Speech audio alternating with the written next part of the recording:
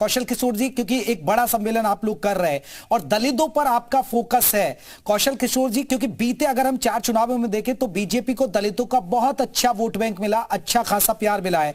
लग रहा है कि इस बार भी दलित आपके साथ आएंगे, क्योंकि मायावती भी दलित वोटर पर अपने हक जमाती हैं। अब पीडीए फॉर्मूला लेकर आए अखिलेश यादव, वो कहते हैं कि देखिए हम पिछड़ा, दलित और अल्पसंख्यकों को साथ कर चल रहे हैं, और उनका पीडीए फॉर्मूला अभी देखिए उपचुनाव हुआ और वो उसको हिट बताते हैं कि देखिए अभी हमारा उपचुनाव हुआ था विधानसभा का घोसी में, तो हमारा फॉर्मूला हिट हुआ। नहीं, उनका फार्मूला हिट नहीं हुआ और वहाँ कोई पार्टी की हार नहीं हुई है। वो व्यक्तिगत कैंडिडेट जो थे उनका विरोध हो रहा था। जो सच बात है वो ये है, जहाँ तक पीडीए की बात रही तो दलितों का सबसे ज़्यादा अपमान कांग्रेस ने किया और दूसरे नंबर पे सबसे ज़्यादा उत्तर प्रदेश में अपमान समाजवादी पार्टी ने किया। समाजवादी पार्टी ने 2012 के घोषणा पत्र में ये जारी किया था कि जिन भी दलित समाज के अनुसूचित जाति समाज के लोगों को प्रमोशन में आरक्षण मिला है उन सारे अधिकारियों को हम डिमोट करके उनको नीचे बैठा देंगे।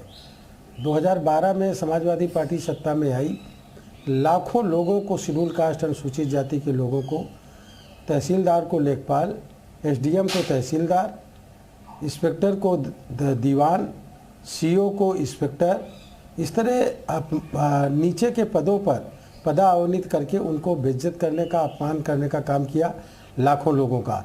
इसलिए उनका ये पीडीए का फार्मूला बिल्कुल फेल है। पीडीए का मतलब क्या है? पिछड़े में उनके साथ और कौन है? उनके समाज के लोग ही उनके साथ नहीं है जी। वो भाजपा को वोट करेंगे लोकसभा के चुनाव में। ए का मतलब उन्होंने कभी अल्पसंख्यक बताते हैं, कभी अगड़ा बताते हैं। वो खुद लोगों को कंफ्यूज करने का काम करते हैं जी कि आखिर वो ए का मतलब क्या है। तो इसलिए देखिए, ये जातिवादी जो राजनीति की जो मानसिकता उनके अंदर बैठी है, ये डॉक्टर राम मनोहर लोहिया का अपमान है, उनके मिशन का अपमान है। डॉक्टर राम मनोहर लोहिया का जो मिशन था, अंतिम व्यक्ति के चेहरे पर मुस्कान, अंतिम व्यक्ति के चेहरे पर मुस्कान। आदरणीय प्रधानमंत्री नरेंद्र मोदी जी ने 80 करोड़ जनता को मुफ्त में राशन दे करके, 50 करोड़ जनता को मुफ्त में इलाज दे करके, 10 करोड़ महिलाओं को गैस सिलेंडर चूल्हा दे करके, 3.5 करोड़ लोग महिलाओं को उनको आवास दे करके, 50 करोड़ लोगों को इलाज दे करके, पीने का पानी उपलब्ध करा करके, शौचालय उपलब्ध करा करके, गरीबों को अंतिम व्यक्ति के चेहरे पर मुस्कान लाने का काम, यानी कौशल किशोर जी, ये एक बहुत बड़ी बात है कौशल किशोर जी, क्योंकि दलित वोट पर सबकी नजर है। 22% के आसपास कौशल किशोर जी यूपी के अंदर दलित हैं, और सबसे बड़ी बात यह है कि दलितों पर ही सबकी नजर है और कई सीटों पर महत्वपूर्ण भूमिका में रहते हैं। लेकिन दलित आपकी तरफ देखेगा, दलित देखेगा कि आपको राशन मिल रहा है, दलित देखेगा कि शौचालय आप दे रहे हैं, दलित देखेगा कि आयुष्मान कार्ड आप दे रहे हैं, क्या दलित देखेगा? क्योंकि मैं बहुत जगह इलेक्शन में गया 2022 के चुनाव में, तो दलितों की जो समस्या थी, आम गरीब रेडी खोमचे वाले की जो समस्या थी वो थी कि उनकी जमीन हड़प ली जाती थी। कोई भी लोग आते थे, उनके सामान उठा लेते थे, पैसा नहीं देते थे। अब वो चीजें बदली हैं, तो ये चीज आप मैसेज कर पाएंगे दलितों के अंदर, जो पिछड़े लोग हैं उनके अंदर ये मैसेज आप दे पाएंगे?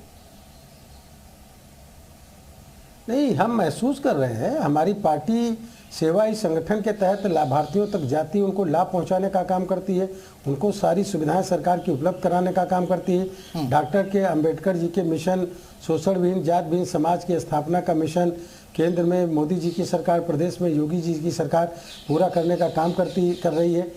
विपक्ष की दलितों के प्रति बुरी नज़र है और दलित समाज की जो नजर है, घोसी में उपचुनाव देखिए उनका फॉर्मूला सफल रहा। अखिलेश यादव बार बार कहते हैं ना कि हमने देखिए ये हमारा फॉर्मूला सही हुआ, आपको साथ मिलता तो आप जीत जाते ना वहां से।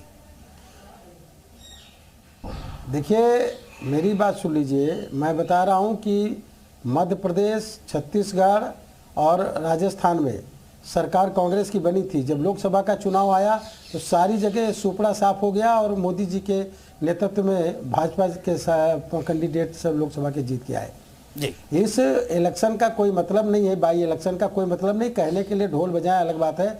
उत्तर प्रदेश में 80 की 80 सीटें भारतीय जनता पार्टी के नेतृत्व में। कौशल किशोर जी कह रहे हैं कि 80 की 80 सीटें जीत रहे हैं। मैं लौट